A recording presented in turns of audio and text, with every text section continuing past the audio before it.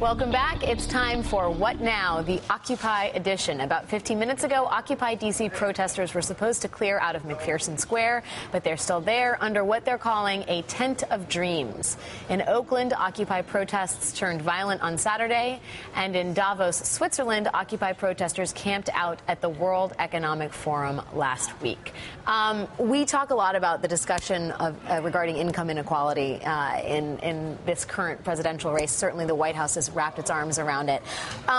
When you look at this stuff, whether it's the violence or the sort of back and forth between D.C. Park Police and the protest movement, do you think that this, I mean, where do we place this movement right now in terms of its import in the national dialogue? I think this is a movement that is showing what happens when you politically participate in ways that are not sanctioned. And that is, in Oakland, people are getting hurt. Police have a tough task on their hands, but in some cases it's clear that they've been excessive with their force. And that's partly because people aren't doing the sanctioned parade or the sanctioned political activity. And if we saw this footage from another country, we would be shocked. We should be shocked. We've seen it in Oakland. We've seen it in New York. And it's a huge problem, and they will have impact as long as they continue to insert themselves, which they show no signs of abating. But I wonder, as it sort of Occupy the ports or Occupy foreclosed homes, whether there's a concern about the message getting sort of thinned too much, and that it's not, you know, a lot of folks said just by virtue of their existence, that's enough. Someone else needs to take up the mantle of demands and specific policy asks. That hasn't happened. They have a super powerful moral argument. I think rather than just engaging in acts outside politics, their mistake is to not be part of politics. As the Tea Party movement did, it had a huge impact on America. They've got just as strong a moral argument, and I think they're squandering it. Yeah.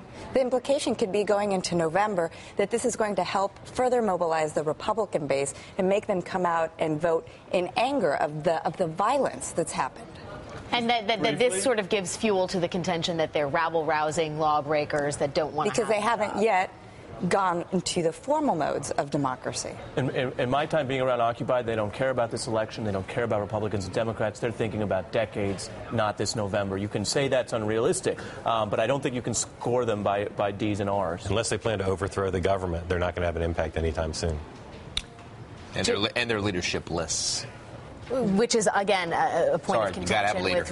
Dick Armey leads Dick Armey, Sal Russo lead the Tea Party. They have no leader. And the moral argument gets watered down with the violence. I think when you see the Occupy Oakland, that one, if we keep seeing that is going to hurt not just the movement, but the Democrats. Well, if today and previous weeks are any sign, they are not going away, and we are sure to be discussing the Occupy movement more as the months continue in this year. Thanks again to our